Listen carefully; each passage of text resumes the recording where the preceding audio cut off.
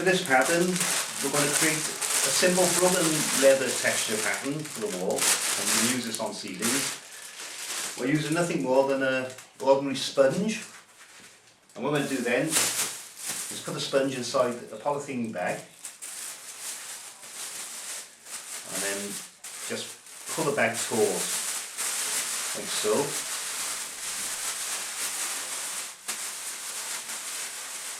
Pull the bag taut, and there's the surface to bounce off the walls. So the wall don't have to be perfect. When you're doing a broken, slightly blemished from where it textured previously. So a broken leather is ideal to cover all these, you know, minor cracks and things, minor bumps and what have you. So it's ideal for the wall covering. What we're going to also do now is we're going to create the broken leather. I'm going to do this broken leather nice and thick.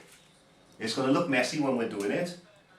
And what we're going to do afterwards is we're going to let the texture dry off slightly, and then we're going to lace it back or knock it down to create a smooth finish which will resemble an anaglypta, a random anaglypta type of wallpaper. As usual, we're going on a sealed, primed, prepared wall. Everything is solid underneath here, there's no flicking loose bits, so the surface is sound and it's been primed to take away porosity. I wanted to show you the texture consistency for this broken leather pattern. As you can see, it's quite runny, but it's still quite thick, so we can roll it on. If you do have a thick texture, that's fine. You can use a thick texture and create a bolder pattern.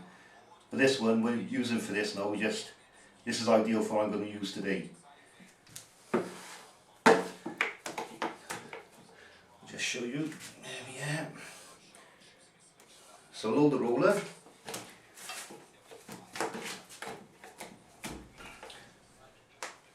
And lay on the texture on my sample area. If you lay the texture on about, let's say, ½ inch in depth on the wall, to give it some depth. And with a broken leather, because it's a random pattern, you can texture a wide area of wall or ceiling first. In fact, I'm going to cover the whole of this area. Take your time and it'll get on there nicely. The idea is when you're laying on texture onto the wall or ceiling, you don't want to lay on and roll out the texture, you want to leave a depth of texture onto the surface ready for patterning. So when you roll out the roller, it's just a small roll, just to empty the loader, prime the roller, a small roll, and continue throughout the area.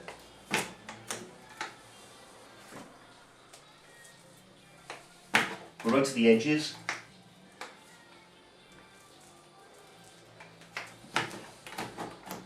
As you might be able to see now, this is reasonably thick. What I'm going to do though, I'm going to crisscross and use a bit more depth.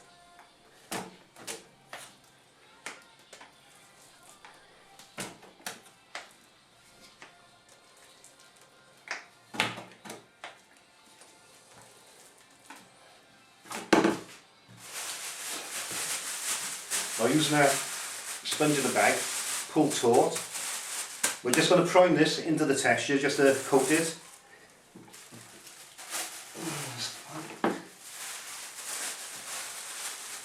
And then we're going to skitter it onto the surface randomly.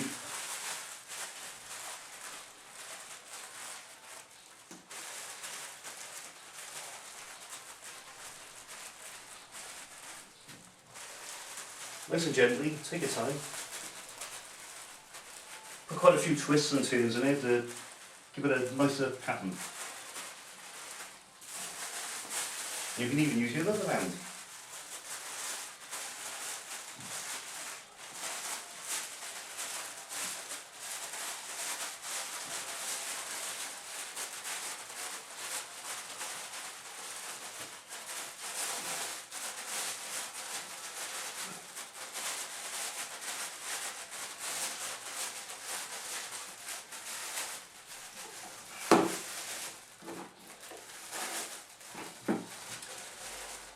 And that is our broken leather pattern.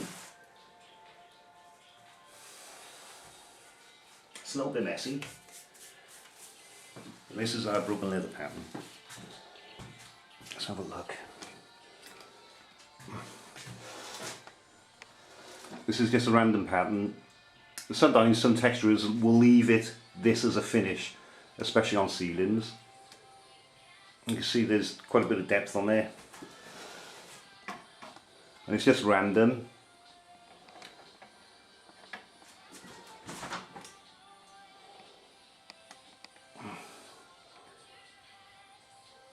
So our intention now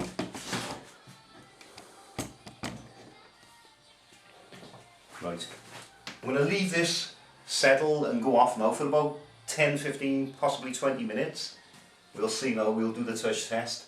So we want it stiff enough so we can use our caulker and just gently run over the top and flatten the pattern out to give it a nice smooth texture. You can also use a plastering trowel, a filling knife, a wide filling knife, anything, but in the UK we call this lacing back the texture. I think in the States you call it knockdown texture. So I'm going to leave this go off now so we can finish the pattern. Right, let us go off for quite a bit now. What we're going to do to smooth it out or to level it off, we're going to use something called the caulker, a caulking tool. These are available on eBay. And we're going to slightly wet the edge first so it runs smoothly. And then all you do is you lay your tool gently onto the surface, very gently, and just run it across, just to lace it back.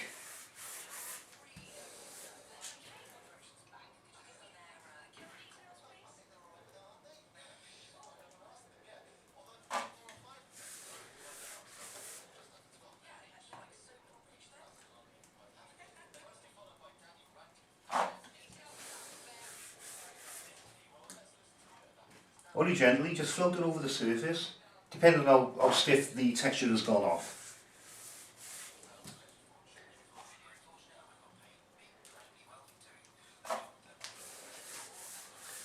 As you can see there,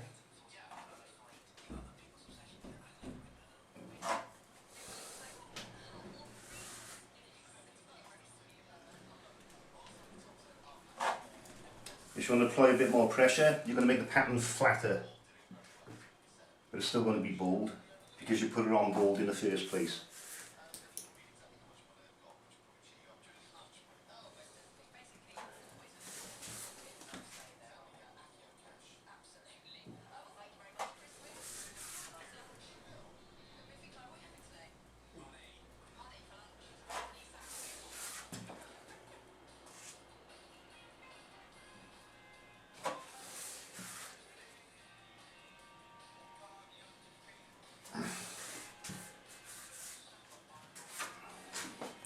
And there we have it. That is basically broken leather pattern. So you can either leave it without caulking it back, or you can apply a bit of pressure and flatten the pattern out slightly.